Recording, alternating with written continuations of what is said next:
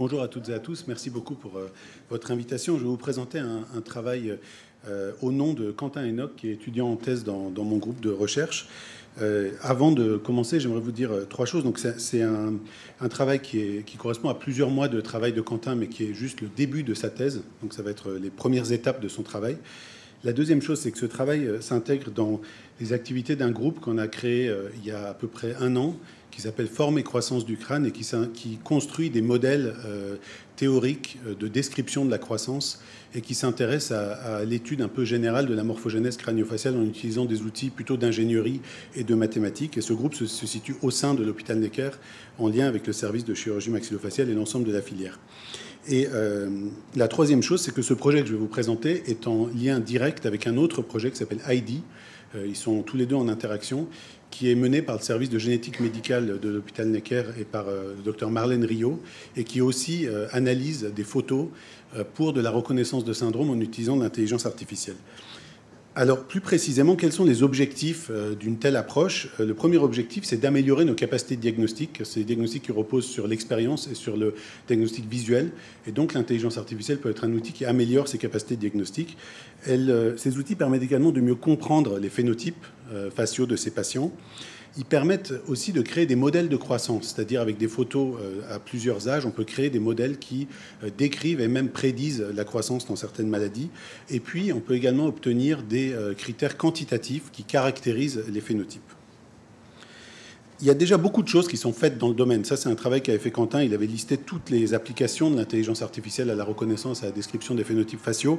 Et notamment, la chose la plus connue dans ce domaine, c'est Face2Gene, qui est une application qui est déjà disponible et qui se base sur des photos pour faire du diagnostic de syndrome, mais sans la partie quantification et morphométrie, uniquement avec la partie intelligence artificielle. Et ça, on va le voir dans la suite.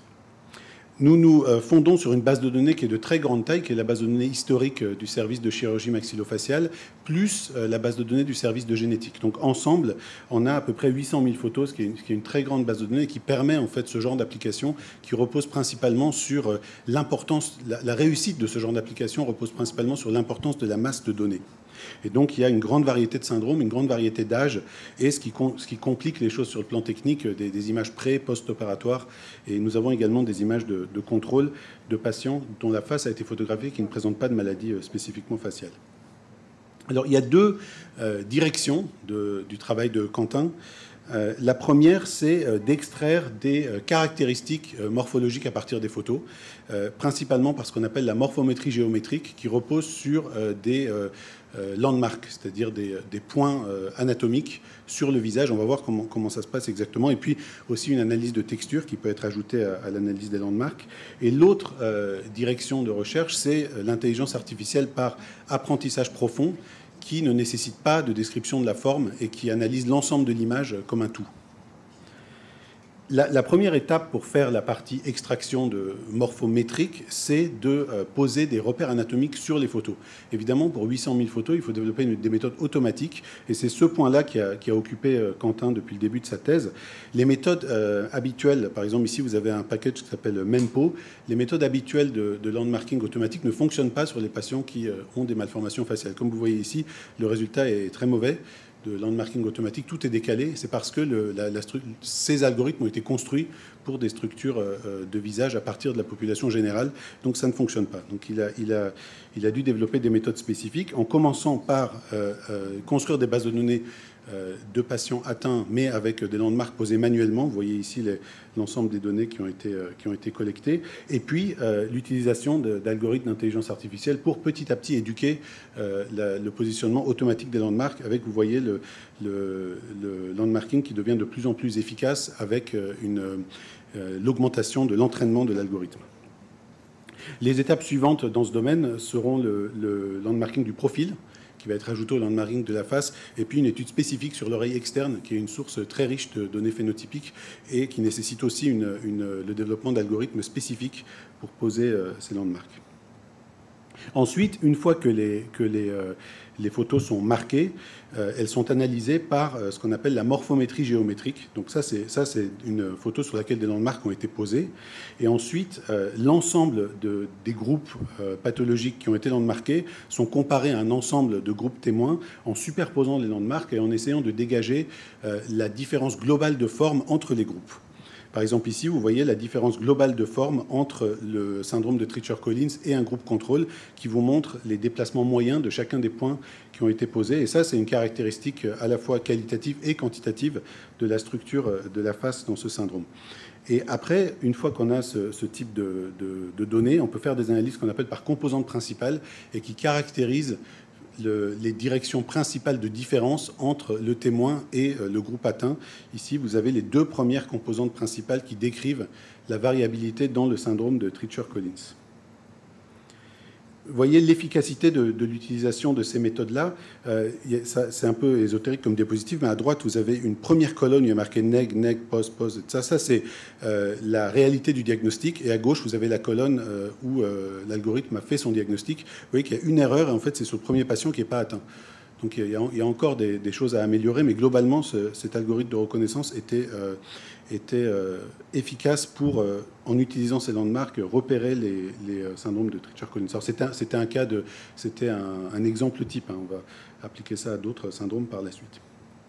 Alors les autres approches qu'on peut avoir dans le domaine du repérage morphologique, c'est étudier la texture qui permet en fait de combler le vide qu'il y a entre les points anatomiques qui ont été posés, parce qu'on perd beaucoup d'informations quand on place les points anatomiques. Donc il y a des méthodes spécifiques d'analyse de texture qui sont appliquées, en utilisant notamment des photographies tridimensionnelles. Et enfin, l'autre grand versant, c'est l'apprentissage profond qui n'utilise pas du tout de données morphométriques, qui analyse l'image dans sa globalité, qui a des avantages parce que c'est très puissant comme outil diagnostique, mais qui ne donne pas de caractérisation quantitative de la morphologie. Alors, les projets parallèles, juste pour terminer, et les perspectives de cette thèse dans les mois et les années à venir, ça va être d'utiliser ces outils-là pour établir des corrélations entre le phénotype et le génotype. Et là, ça s'intègre aussi dans une dynamique qu'on a avec l'Institut Imagine de créer des bases de données multimodales en intégrant les photos, les données cliniques, les données génétiques et toutes les données morphométriques, donc qui dérivent des photos pour pouvoir établir des corrélations phénotype-génotype. Donc il y a plusieurs projets de ce type-là en cours. Et également préciser les différences phénotypiques au sein de syndromes, par exemple cette discussion infinie qu'on a entre la réalité du syndrome de Pfeiffer et du syndrome de Crouzon. Donc c'est ce type d'outils qui vont permettre d'y répondre. Voilà, merci pour votre attention.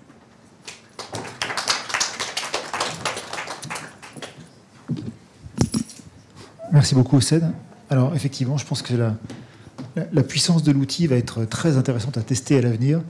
Et peut-être que nos collègues généticiennes ici auront une remarque ou pas. Oui, une remarque dans le public. Est-ce que vous les avez déjà testés pour le syndrome de Treacher-Collins chez les parents qui sont souvent polysymptomatiques?